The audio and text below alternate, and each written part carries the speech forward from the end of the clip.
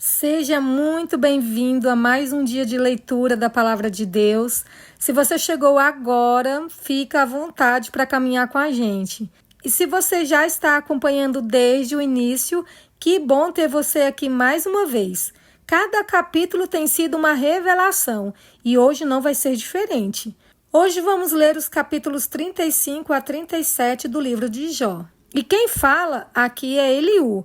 Ele é jovem, mas cheio de coragem para falar. Só que apesar do zelo, suas palavras também têm dureza. Ele tenta defender Deus, mas coloca Jó no banco dos réus. Ainda assim, no meio do discurso dele, aparecem verdades profundas. Ele fala sobre o poder de Deus, sobre a grandeza da criação e sobre como o Senhor está acima de tudo. É o último discurso antes de Deus mesmo aparecer.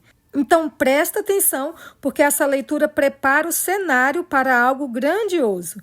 Vamos começar fazendo a nossa oração para o nosso bom Deus. Fechemos os nossos olhos. Senhor Deus, estamos aqui reunidos para ouvir Tua voz. Abre nossa mente e o nosso coração novamente.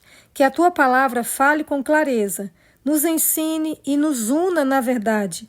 Fala conosco, Espírito Santo. É o que nós te pedimos e agradecemos em nome de Jesus. Amém. Bíblia aberta, livro de Jó, capítulo 35. Terceira fala de Eliú.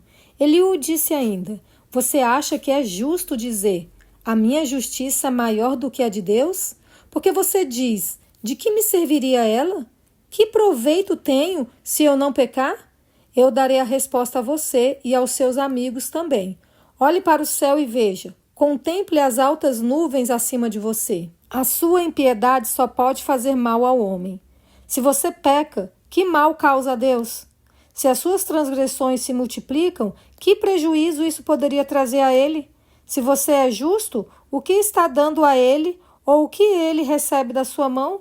A sua impiedade só pode fazer mal ao homem, e a sua justiça só pode dar proveito ao filho do homem. Por causa das muitas opressões, as pessoas clamam por socorro contra o braço dos poderosos. Mas ninguém diz: onde está Deus que me fez, que inspira canções de louvor durante a noite, que nos ensina mais do que aos animais da terra e nos faz mais sábios do que as aves dos céus? Clamam, porém ele não responde, por causa da arrogância dos maus. Só gritos vazios Deus não ouvirá. O Todo-Poderoso não lhes dará atenção. Você abre a boca com palavras vazias. Jó, ainda que você diga que não o vê, a sua causa está diante dele. Por isso, espere em Deus. Mas agora, porque Deus na sua ira não está punindo, nem fazendo muito caso das transgressões, você abre a sua boca com palavras vazias, amontoando frases sem sabedoria. Quarta fala de Eliú. Eliú seguiu falando e disse: mais um pouco de paciência e eu lhe mostrarei que tenho mais argumentos a favor de Deus. Trarei o meu conhecimento de longe e atribuirei a justiça ao meu Criador, porque, na verdade, as minhas palavras não são falsas. Quem está diante de você é senhor do assunto. Deus é grande e não despreza ninguém. Eis que Deus é grande e não despreza ninguém. Ele é grande na força da sua compreensão. Não poupa a vida do ímpio, mas faz justiça aos aflitos. Deus não tira os seus olhos dos justos. Pelo contrário, os assenta no trono com os reis para sempre, e eles são exaltados. Se estão presos com correntes e amarrados com cordas de aflição, ele lhes faz ver as suas obras, as suas transgressões, e que se mostraram arrogantes. Abre-lhes também os ouvidos para a instrução e ordena que se convertam da iniquidade. Se o ouvirem e o servirem, acabarão os seus dias em felicidade e os seus anos em delícias. Porém, se não o ouvirem, serão passados pela espada e morrerão na sua cegueira. Os ímpios de coração alimentam a ira e, quando são aprisionados por Deus, não clamam pedindo socorro. Perdem a vida na sua mocidade e morre entre os prostitutos culturais. Deus livra o aflito por meio da sua aflição e pelo sofrimento lhe abre os ouvidos. Não se incline para a iniquidade. Assim também a você, Deus procura tirar da angústia e levar para um lugar espaçoso, em que não há aperto, e para o conforto de uma mesa cheia de comida saborosa. Mas você se enche do juízo do perverso, e por isso o juízo e a justiça o alcançarão. Tenha cuidado para que a ira não o leve a zombar. Nem permita que a grande quantia do resgate o desvie. Será que ele levaria em conta as suas lamúrias e todos os seus grandes esforços para que você se veja livre da sua angústia? Não suspire pela noite em que povos serão tirados do seu lugar. Cuidado, não se incline para a iniquidade. Você parece preferir a iniquidade à sua miséria. Deus se mostra grande em seu poder. Eis que Deus se mostra grande em seu poder. Quem é mestre como ele? Quem lhe prescreveu o seu caminho? Ou quem pode lhe dizer, cometeste uma injustiça? Lembre-se de exaltar as obras de Deus, que as pessoas celebram. Toda a humanidade olha para elas. As pessoas a contemplam de longe. Eis que Deus é grande e não o podemos compreender. O número dos seus anos não se pode calcular. O poder e a majestade de Deus. Ele atrai para si as gotas de água que de seu vapor destilam em chuva, a qual as nuvens derramam e gotejam sobre a terra em grande abundância. Pode alguém entender como ele estende as nuvens e como os trovões ecoam em sua tenda? Eis que ele espalha sobre elas o seu relâmpago e encobre as profundezas do mar, pois por estas coisas ele julga os povos e lhes dá alimento em abundância. Enche as mãos de relâmpagos e os arremessa contra o adversário. O fragor da tempestade dá notícias a respeito dele que é zeloso na sua ira contra a injustiça. Diante disto, o meu coração treme e salta do seu lugar. Ouçam atentamente o trovão de Deus, o estrondo que sai da sua boca. Ele o solta por baixo de todos os céus, e o seu relâmpago chega até os confins da terra. Depois deste, ruge a sua voz, troveja com o estrondo da sua majestade, e ele já não retém um relâmpago quando se ouve a sua voz. Com a sua voz, Deus troveja maravilhosamente.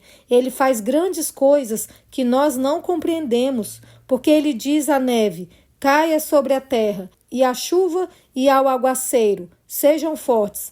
Assim ele torna inativa as mãos de todos, para que reconheçam as obras dele. Os animais entram nos seus esconderijos e ficam nas suas cavernas. De suas recâmaras sai a tempestade, e os ventos fortes trazem o frio. Pelo sopro de Deus se dá a geada, e uma grande extensão de água congela. Carrega de umidade as densas nuvens, e do meio delas irradia o seu relâmpago. Então as nuvens, segundo o rumo que ele dá, se espalham para uma e outra direção, para fazerem tudo o que lhes ordena sobre a superfície da terra. E tudo isso ele faz vir para a disciplina, se convém à terra, ou para exercer a sua misericórdia. Deus é perfeito em conhecimento. Dê ouvidos a isto, Jó. Pare e pense nas maravilhas de Deus. Será que você sabe como Deus comanda as nuvens e como faz resplandecer o relâmpago da sua nuvem? Será que você sabe algo sobre o equilíbrio das nuvens e sobre as maravilhas daquele que é perfeito em conhecimento? Você, cujas roupas ficam aquecidas quando há forte calor por causa do vento sul, será que você pode ajudar Deus a estender o firmamento que é sólido como espelho de metal fundido? Ensina-nos o que devemos dizer a ele, porque nós, envoltos em trevas, não podemos expor a nossa causa diante dele. Será que alguém deveria contar a Deus que eu quero falar com ele? Se alguém fizesse isso, seria devorado. Eis que ninguém pode olhar para o sol que brilha no céu, uma vez passado o vento que o deixa limpo. Do norte vem o áureo esplendor, pois Deus está cercado de tremenda majestade. Quanto ao Todo-Poderoso, não o podemos compreender. Ele é grande em poder, porém não perverte o juízo e a plenitude da justiça. Por isso, as pessoas o temem. Ele não olha para os que se julgam sábios. E essa foi a leitura de hoje. Eliú nos lembra de algo que a dor faz a gente esquecer. Deus continua sendo justo, poderoso e presente, mesmo quando o céu parece fechado e o silêncio pesa.